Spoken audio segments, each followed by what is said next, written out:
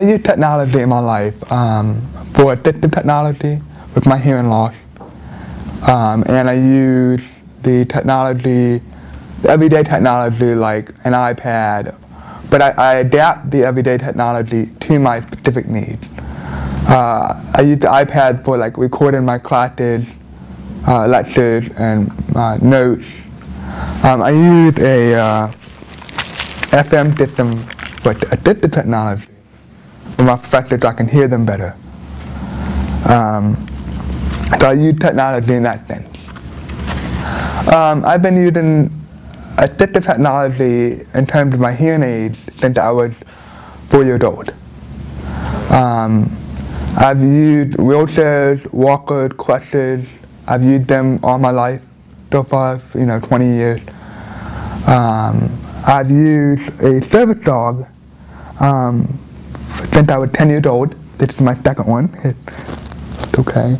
I had a Spanish teacher who did not want to use my microphone, the FM system for my hearing aid.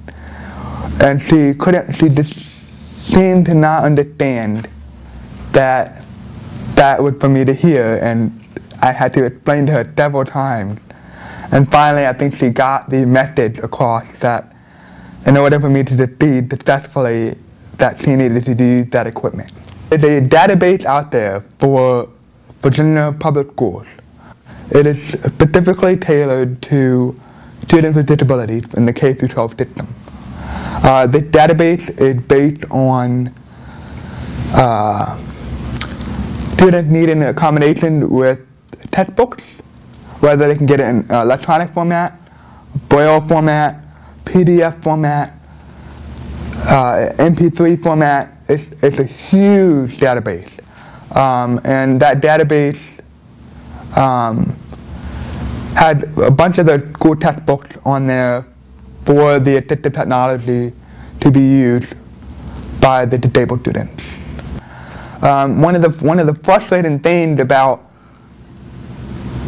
learning about the database is that it's there for the K-12 system, but what about the higher education system? Or what about what about the post-secondary life outside of high school?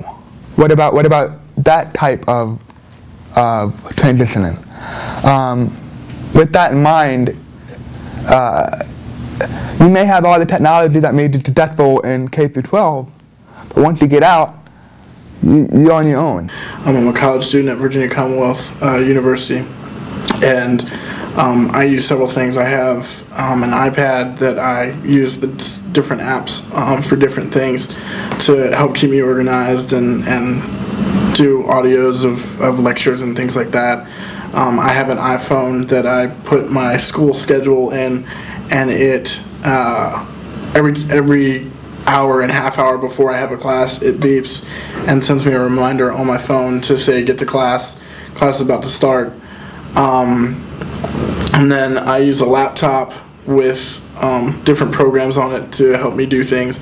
I use a program called Dragon Naturally Speaking, which, me having a hard time writing physically, I can talk into the computer through a headset and it will type what I'm saying. So it makes it easier for me to write papers and write emails to professors and things like that. So for me, assistive technology is a very, very big part of my life, and if I didn't have it, I probably would struggle more than I do. So. As a college student myself, going off of what he said, is we do use the iPad and we use the iPhones. I have an iPad myself, and I use it for assistive technology. I use it in classrooms. The thing about it is no one would buy it for me. I had to buy it myself. Once I bought it, I really had to say, no one knew the technology to use for it because they said it was too expensive. They wouldn't buy it for me. They didn't know how to use it. So I was one of the first kids to have it. In college, I use it for classes, and my struggle has been finding which apps work the best for me. I really spend a lot of time putting an effort to see, will this work for me? Going to people and say, what apps do you use? I use Notarize. Well, will that work for me? No, yes, sometimes, maybe. Will it work in this class, in this class? I put in a lot of time and effort because there is no rule book. There is no rule book for technology. You really have to base it yourself. People have told me about Diction. Is that what you use? Are you talking about the program? It's called Dragon Naturally Speaking. Yeah, Dragon Naturally Speaking I've actually tried to use, and with my accommodations and my disability, it really doesn't work for me. But everybody knows that name. Everybody says as accessibility, as a disability, you should use that. And then I go and use it, I spend this time working on it, and it just doesn't work for me. With technology and with being a college student or any type of student, you want to be organized. You want to find the best resource. History and in general, we would go to people for resources. Now we're going to technology. And I think that's something that our generation is really putting forth effort to. Instead of putting in money to have assistant or to have someone read me my test, I go to technology, I spend, $30, and that saves a whole person in class. How fortunate are we to have that? And that's really where we want to go and push money towards. I had things like Alpha Smarts in elementary school. I had different programs on my laptop, and note takers and all that sort of things. I consider note takers and all that also assistive technology. It may be an old school form of assistive technology, but it helped me be successful in class. And that's what assistive technology is. It's a tool to help you be successful in class. Yeah, I really didn't have assistive technology. I had accommodations of, as my disability being dyslexic, I had accommodations of a dictionary. And how well can you read a dictionary or pronounce words if you can't smell them or find them in the dictionary? So for me, just using a computer and being able to type it into Google and say, how do you spell dictionary itself, which has 3 parts to a word and you only know 2, and then it says it to you so you make sure you have the right word. I think that's just such an aha moment for me. And to say that, can I use Google for a research to spell a word? How important, how big stream is that from going to a dictionary to that, and how easy does that make my life? Times have changed, and you need to use the tools that you have. A lot of the people that they teach nowadays know how to use Facebook, assistive technology like iPads, all that stuff. We've all grown up with that. So use those tools to your advantage in your classrooms. Yes, you can have dictionaries and other quote-unquote old school methods as supplements, but the technology is the wave of the future and the present. Most of the time when you think of assistive technology, you think of something that puts you at a lower level but tries to bring you up to the same level, but it never really does. I think of with assistive technology now, you're really up in it. You're on top of everybody else.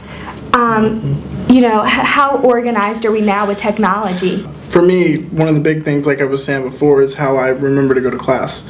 Every semester before the semester starts, I take time and plug my class schedule into my phone, and it will, 30 minutes or an hour before class, it buzzes and brings up a little message that says, okay, you have this class now, make sure you're getting ready to go to class.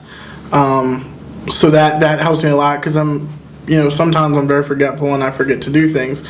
So just that little reminder on my phone is huge. And another nice thing about like the iPhone is if you have a question or you need to look something up, you've got the internet right at your fingertips. So you don't have to necessarily go ask someone, not that that's a bad thing either, but you can be more independent in finding your question or your answer or whatever. So that's also empowering in a way as well. My thing within class is I want to ask the teacher questions, but I don't want to say it out loud.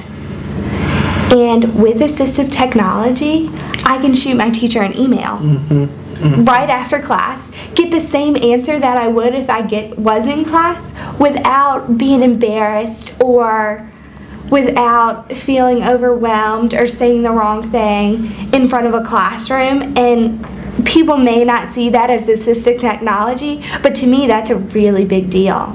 I think we get so excited when talking about assistive technology and mentioning iPads and iPhones, and then we realize that this is only on a post-secondary level, and you go back to elementary school or middle schools or high schools and they're using pen and paper and pencils, and you see this technology that is just not working for them, or is not the newest and brightest technology. And if they're using technology, they're the only student in the class using it. And you really just don't get what we're using now.